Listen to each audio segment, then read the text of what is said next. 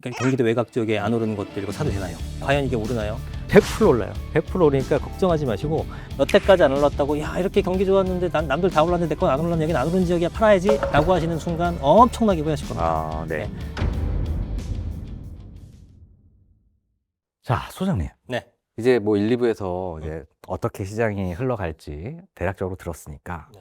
자, 그래서 어떻게 해야 되느냐? 지금 사야 되냐 말아야 되냐? 이런 고민들 아마 하실 것 같아요. 강의를 한 2시간 하면은 네. 계속 뭘 사야 되고 항상 질문이 나오죠. 네.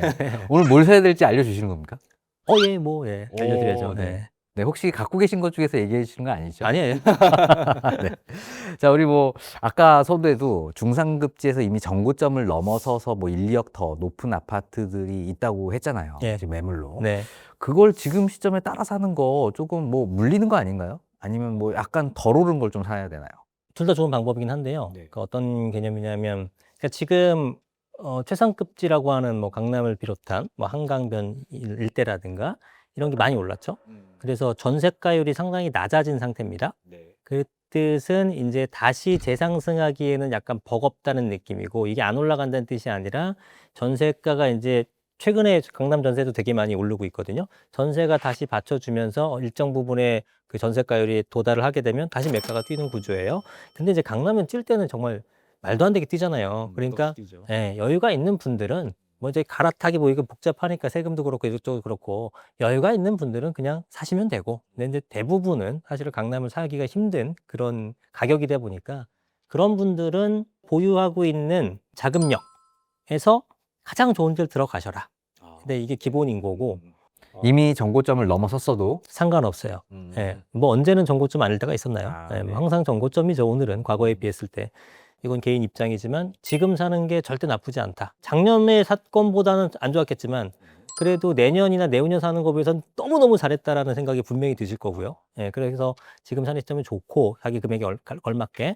근데 난 어쨌든 올라간 게 너무 억울하다라고 하신 분들은 아직 안 오른 지역도 있죠. 뭐 하급지가 됐건 서울에서 하급지가 됐건 아니면 경기도 중 뭐 급지 이하가 됐건 이런 쪽은 아직 그 가격 상승이 시작 안 한 곳들도 있거든요. 근데 이제 그런 것들이 시작 안 하면 저한테 어떤 질문을 하시냐면은 소장님 여기는 안 올라요. 뭐 예를 들어 여기는 사도 안 오를 것 같아요. 앞으로도 이런 생각을 하게 되시는데 절대 그렇지가 않고 그냥 순서대로 간다라고 생각하시면 됩니다. 순서대로 여기 올랐고 여기 올랐고 여기 올랐고 그럼 아직 안 오른 것들도 여기 안 올랐으니까 앞으로도 안 오를 거가 아니라 아직 안 오른 거니까 사셔도 된다라는 거죠. 그래서 나는 싸게 사고 싶다라고 하게 되면 거기 사시면 되는 거고 대신에 이제 올라가는 폭은 아무래도 이제 입지별 차이가 있으니까 적겠죠. 그렇지만 수익률 면에서는 또 비슷해요. 왜냐하면 내려갈수록 투자 금액이 좀 적어지는 부분이 있으니까 어디를 사든 좋고 안 사는 게 문제가 되는 시점이라고 보시면 되고요. 어쨌든 내 금액에 맞게 내가 갈 수 있는 급지를 최대한 높여서 가시는 것이 뭐 중장기적으로 봤을 때는 가장 좋다라고 보는 거죠. 네, 그렇군요. 자, 뭐 우리 광역시도 아까 잠깐 말씀해 주셨는데 뭐 대구의 수성구의 가장 핫한 입지라든지 뭐 부산의 해운대구의 핫한 입지도 이미 서울처럼 많이 올랐더라고요. 네, 그래서 지금 그런 곳을 정리하고 네.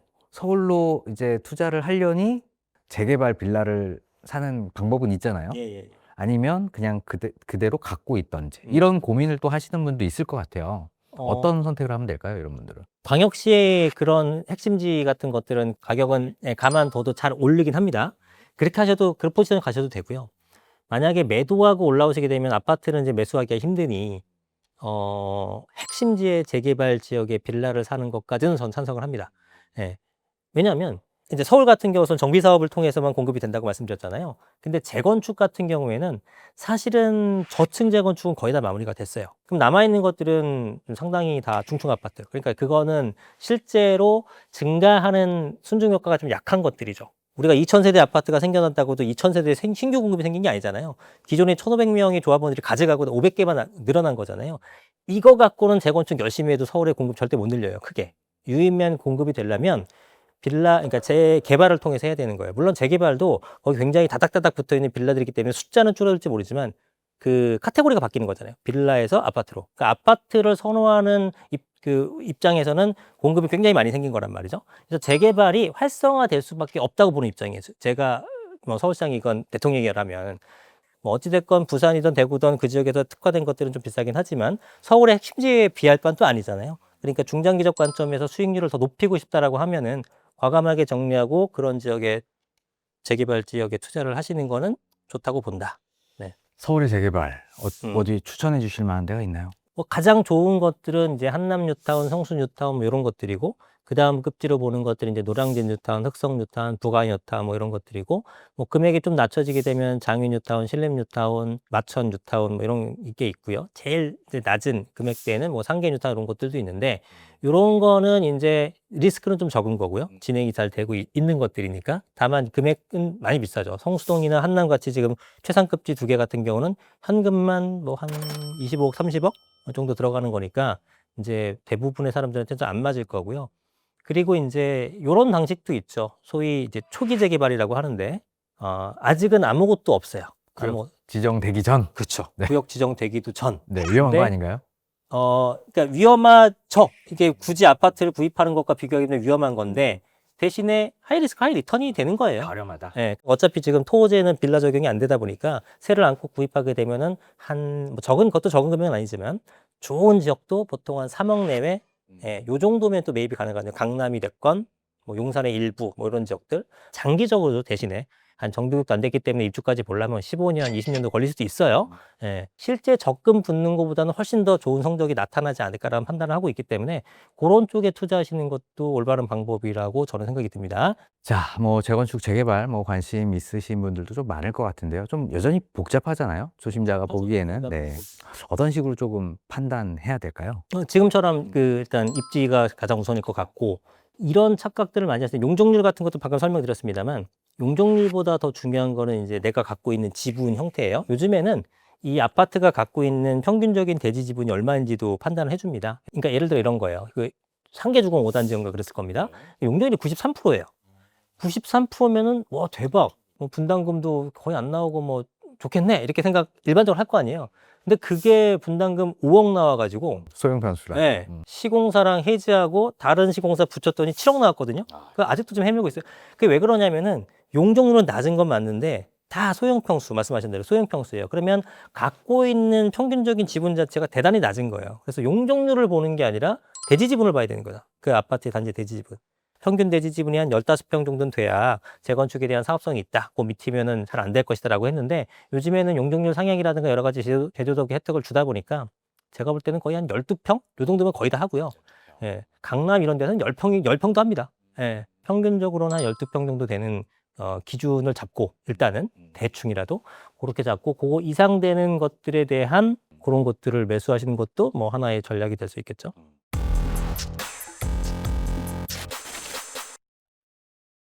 자, 뭐 부동산은 입지가 가장 중요하다 이런 말씀을 좀 많이 하잖아요. 네. 그러면서 요즘에는 뭐 신축이나 상품성 이런 것들도 강조를 좀 많이 하는 것 같은데요. 네. 뭐 이런 거 어떻게 좀 보세요? 입지가 물론 당연히 중요하고요. 그런데 최근에 이제 공급이 워낙에 없다 보니까 그리고 건축공법이 워낙에 발전해 가지고 신축 너무 이쁘잖아요. 커뮤니티도 너무나 빵빵하고 이러다 보니까 눈이 휘둥그레지는데 그러다 보니까 신축에 대한 사람들의 선호도가 대단히 높아졌어요.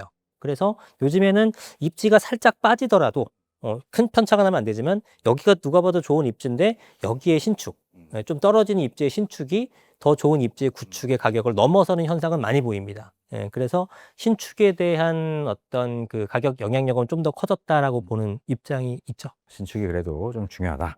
자, 만약에 그 단지 어느 정도 세대수 이상이어야지 조금 괜찮은 것 같으세요? 예전에 한 500세대였는데 지금은 한 1000세대 정도는 돼줘야 되는 것 같아요. 네, 1000세대도 이제 예전엔 대단지라고 표현했는데 지금 좀 1000세대 정도면 이제 노멀한 그런 형태로 가고 있어서 자, 그럼 뭐 역세권에서 조금 떨어진 2000세대 아파트랑 역세권에 아예 붙어 있는 300세대 소단지랑 어떤 거 선택하시겠습니까? 2000세대요. 이거는 사실 뭐 네네. 개인 취향일 수도 있는 건데 제가 거주하는 입장이라면 어쨌든 단지가 커서 거기서 누릴 수 있는 여러 가지 커뮤니티를 저는 향유를 하고 싶은 거고 근데 이제 갭 투자하는 경우에는 역세권에 붙어 있는 300세대짜리는 전세가율은 훨씬 높을 거예요. 예, 2000세대짜리 비역세권보다. 왜냐면은 전세 구입하는 분들은 당장 편의성이 중요한 거니까 출퇴근 내가 살 집도 아닌데 300세대면 어떻고 그냥 가까우면 돼 뭐 이런 식이다 보니까 전세가는 높아질 거고 이게 투자냐 실거주냐에 따라서 약간 다를 수는 있는데 저는 점점 트렌드가 대단지의 커뮤니티가 좋은 이런 형태의 가격, 이런 형태의 아파트 단지가 좀 더 높은 점수를 받지 않을까라고 생각을 하고 있습니다. 네. 자, 그럼 한번 지역 얘기도 한번 해볼까요? 뭐 물론 뭐 지역 우리가 다 알고 있는 좋은 지역 가면 좋은데 네. 그래도 뭐 우리가 예산이라는 게 좀 한정되어 있으니까 좀 추천해 주실 이런 좀 지역 좀 있나요? 앞으로 조금 더 유망해질 지역? 그 사실 근데 서울에서는 거의 역전이 나오기 이제 힘들어졌다고 봐요. 왜냐하면 예전에야 이제 뭐 또 호재들이 많이 있죠. 뭐 지하철역이 생긴다거나 어떤 뭐가 생긴다거나 이런 게 있는데 서울 같은 경우는 이제 인프라가 거의 완벽하게 구축된 곳이라서 저평가된 특수한 지역 이런 것들은 거의 없지 않나 싶어요. 서울 같은 경우에는. 그래서 저는 지금의 가격대 형성된 것이 거의 이제 고착화되는 느낌이 들고요. 그나마 이제 좀 인프라가 크게 변할 지역 같은 경우에는 뭐 대규모 개발이 예정된 곳들, 뭐 대표적으로는 목동이라든가 뭐 노원구의 주공 아파트 단지들이 거의 한 5만 세대, 4만 세대 이상으로 바뀌게 되면은 거기에 따른 여러 가지 정주 여건을 만들기 위해서 인프라가 구성되지 않습니까? 그러면은 지금보다 훨씬 더 높은 가격으로 형성은 될 거예요. 그런 대규모 개발이 있는 쪽을 좀 눈여겨 보시면은 조금은 더 나은 수익이 나오지 않을까라는 생각이 듭니다. 네, 일단 그래도 개발이 좀 진행되는 곳이 그래도 네. 좀 천지개벽하고 조금 그렇죠, 그렇죠. 좋아질 곳이군요. 자, 뭐 중공업 지역 같은 우리 서울에 얼마 남지 않은 영등포나 뭐 맞아요. 성수가 워낙에 핫한 그쵸, 곳이니까 그쵸. 영등포 지역 좀 어떨까요? 좀 저는 좋아질까요? 대단히 좋아질 거라고 보고요. 일단 어쨌든 용적률을 상향시켜 준다라는 건 사업성 개선이 된 거고, 그만큼의 분담금, 나중에 이제 개발될 때 추가 분담금도 줄고, 그게 가격에 바로 반영될 수 있잖아요. 그래서 그 부도심의 역할, 그러니까 그동안의 제조업이라든가 이런 것들의 역할을 했다가 사실상 굳이 영등포 지역에 그런 것들이 필요 없으니까 이제 어떤 소위 말하는 AI라든가 뭐 이런 쪽으로 변화하게 되면서 미래의 어떤 산업군으로 재편되게 되면 뭐 여의도와 시너지를 일으키게 되면서 뭐 여의도의 확장성이라고 표현해도 될 정도로 이쪽 일대가 좋아질 걸로 보여집니다. 그래서 입지도 나쁘지 않고 또 주변에 뭐 목동이라는 어떤 큰 대형 단지들도 있고 여의도 자체도 일단 뭐 가격이 비싼 곳이고 영등포가 지금이 어떤 현황 자체가 좀 지저분하고 이래서 그렇지 오랫동안 개발이 안 됐기 때문에 거기를 개발한다 그러면은 상당히 높은 효과가 발생할 것이고 그렇게 대규모로 개발할 곳이 서울에 또 남아 있는가? 뭐 사실 거의 없죠. 그러다 보니까 영등포 지역은 중장기적 관점에서 굉장히 높게 평가를 하고 있습니다. 네. 자, 이게 부동산이 오르고 있는 게 네. 인천이나 경기, 뭐 네. 경기도 뭐 이미 뭐 오른 곳도 있지만 네네네. 좀 경기 지역도 또 많이 있으니까 음. 인천과 경기 쪽 어떻게 흘러갈 것 같으세요? 제 의견을 전제로 100% 오릅니다. 아, 네, 100% 올라요. 100% 오르니까 걱정하지 마시고 아까 말씀드렸듯이 그냥 시간 순서대로 오른 거기 때문에 아직 안 오른 거지 여태까지 안 올랐다고 야 이렇게 경기 좋았는데 난 남들 다 올랐는데 내 건 안 올랐네 여기는 안 오른 지역이야 팔아야지 라고 하시는 순간 엄청나게 후회하실 겁니다. 예, 이번에는 서울 수도권은 반드시 오르고 저는 전국 대부분의 지역에서 몇 군데 빼놓고는 전국이 다 오른다고 보는 거고 이번 상승 사이클은 되게 오래 갑니다. 왜 오래 가느냐? 입주가 없다니까요. 입주가 없어요. 근데 입주가 없을수록 가격이 많이 오르는 건데 지방보단 그래도 서울 수도권이 훨씬 더 압도적으로 없죠. 그래서 투자는 서울 수도권에 하시는 게 맞고 지방에 보유하신 분들은 팔고 전세에 들어가는 것보다 그래도 보유하는 게 낫다. 네, 이렇게 말씀드리게요.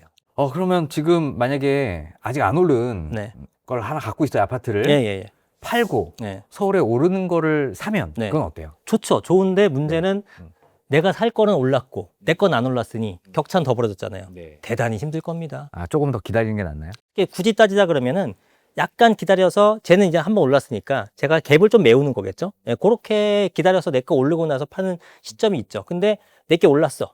더 오르지 않을까? 뭐 지지부진 하다가 얘가 이게 도망갈 수는 있기 때문에 적당히 올랐을 때 팔고 가시는 게 좋죠. 방금 우리 얘기했던 거랑 비슷한 질문이 많은데 그러니까 경기도 외곽 지역에 안 오르는 것들 이거 사도 되나요? 과연 이게 오르나요? 사도 돼요? 사도 돼요. 아, 사도 돼요? 분명히 돼요. 100% 결국에는 올라요. 그것도 오를 거니까. 네, 이제 이 영상 박제될 거 아니에요. 네. 얼마나 자신감 있으면 제가 이렇게 얘기하겠습니까? 아, 네.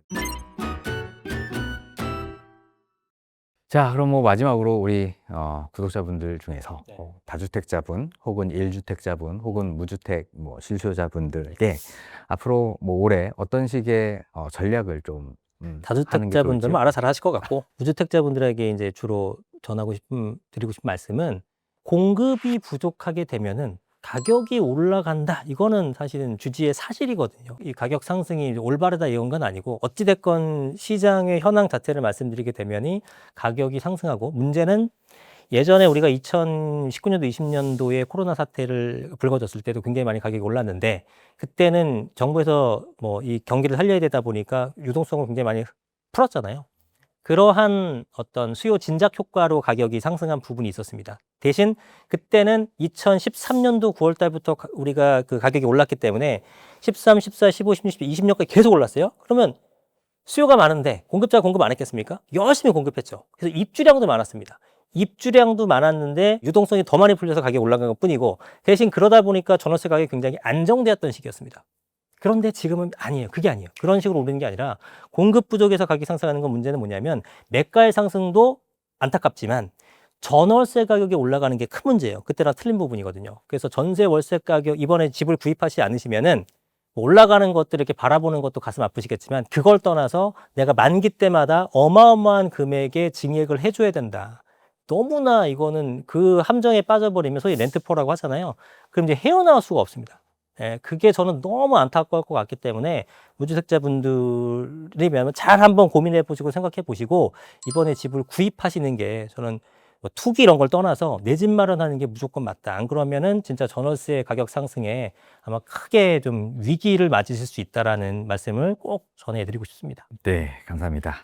자, 오늘은 이승훈 소장님과 함께요. 다주택자 양도세 중과부터 공급 변수 그리고 실수요자들이 가장 궁금해하시는 질문까지 한번 다뤄봤습니다.